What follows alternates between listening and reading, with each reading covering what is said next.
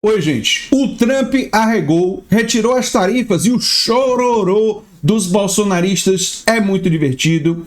Eu preciso responder às mensagens deles nas redes sociais. Eu vou usar como base essa reportagem da BBC News Brasil. Mas só queria dizer para vocês, antes de responder, algumas coisas que é importante vocês assistirem o vídeo até o final para compreenderem não só por que o Trump retirou o tarifaço, mas saber alguns detalhes. Por exemplo, essa informação da revista Fórum, que o recuo do Trump aconteceu após uma reunião entre Vieira e Rubio, disse o Itamaraty. Então eles vão dizer que a diplomacia brasileira não teve nada a ver, o que é bobagem. Mas a diplomacia brasileira tem um elemento muito importante que nenhum deles vai ressaltar, que é não ter recuado, que é não ter arregado, que é não ser subordinada aos Estados Unidos. Isso eles não suportam. Isso os bolsonaristas não aguentam, porque o Brasil não entregou terras raras para os Estados Unidos. O Brasil não abriu mão dos BRICS e da importância estratégica das relações comerciais com a China, porque a ameaça era o Brasil teria que escolher entre Estados Unidos e China. O Brasil disse não. Nós somos parceiros comerciais da China e queremos ser parceiros comerciais dos Estados Unidos, mas só se os Estados Unidos quiser ser parceiro comercial nosso. Nós não vamos ceder. E aí o Trump arregou. E o Brasil continua pressionando, né? Seguiremos no diálogo e tal. Lula disse ao lado de Alckmin e Haddad, e o fim das sanções a autoridades como Alexandre de Moraes está na pauta de negociações, né? O Eduardo Bolsonaro, nas redes sociais dele, chamou a tarifa de tarifa Moraes. Disse que a diplomacia brasileira não teve nada a ver e que é por causa do Trump estar preocupado com as eleições de 2026. É verdade que o Trump está preocupado com as eleições de 2026 e é verdade também que a pressão veio de empresários como Joesley Batista para acabar com as tarifas. Não só o Joesley Batista, mas empresários estadunidenses, empresários brasileiros, muitas pressões aconteceram, não é? O Trump está com queda de popularidade, isso é verdade, e essa queda está associada à inflação, está associada ao aumento dos preços, isso também é verdade. Mas eu já tinha avisado aqui para vocês que bastava o Brasil ser firme, não ceder, defender a soberania, que com o passar do tempo e o aumento dos preços nos Estados Unidos e a queda de popularidade do Trump, coisas que aconteceram, quem tiver dúvida se eu falei sobre isso, é só recuar lá nos meus vídeos. E lá atrás, eu disse que isso ia acontecer. Que os Estados Unidos iria ceder por causa de interesses internos e o Brasil não precisava recuar.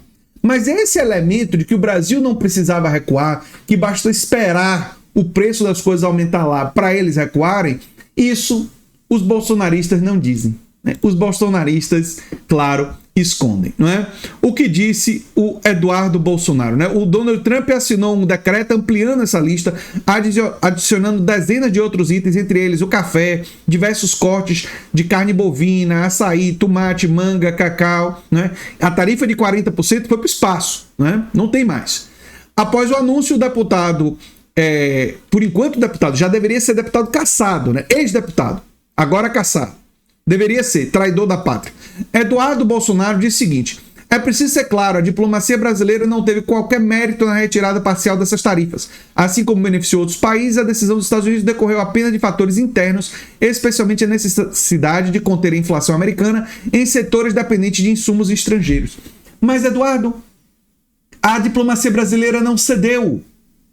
E era previsível, como eu tinha antecipado, que o Trump iria arregar por causa da pressão inflacionária, por causa da pressão dos empresários e por causa da pressão do povo, porque por enquanto ainda tem um pouquinho de democracia nos Estados Unidos. É pouca, é um país oligárquico, mas ele ainda está preocupado com isso, porque nas eleições recentes, o Zoran Mandani ganhou em Nova York e em todas as outras eleições o candidato republicano foi derrotado por causa da queda gigantesca de popularidade do Trump.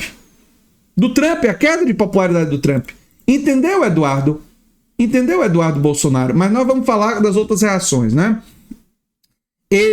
O parlamentar afirmou ainda que com as eleições legislativas marcadas para 26, o governo Trump precisa entregar resultados rápidos para que a população sinta a redução da inflação antes das urnas. Verdade, ele está preocupado com as urnas, ele está preocupado com a eleição de 2026.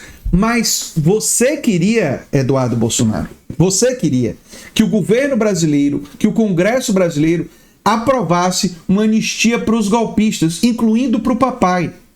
E o governo brasileiro e o povo brasileiro foi às ruas, majoritariamente, contra a PEC da bandidagem e disse em alto bom tom, eu estava lá, viu, Eduardo? Eu estava lá nas manifestações e disse em alto bom tom, sem anistia. Sem anistia. E aí, o que é que acontece? O povo brasileiro, o governo brasileiro, a diplomacia brasileira olhou para o Donald Trump e disse, não vamos ceder. Não vamos ceder. E aí, as pressões internas, porque quem mais sofre com o tarifaço, e eu disse isso desde o início, seria a população estadunidense, em primeiro lugar. Segundo lugar, os empresários importadores, porque iriam ter perda de mercado, e estavam tendo, por isso que estavam pressionando o Trump, não é? E aí, com esse problema, ele acabou cedendo, ele acabou arregando por causa disso.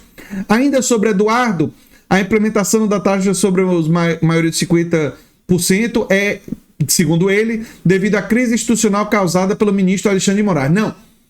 Essa causa aí não é a causa principal, viu, Eduardo?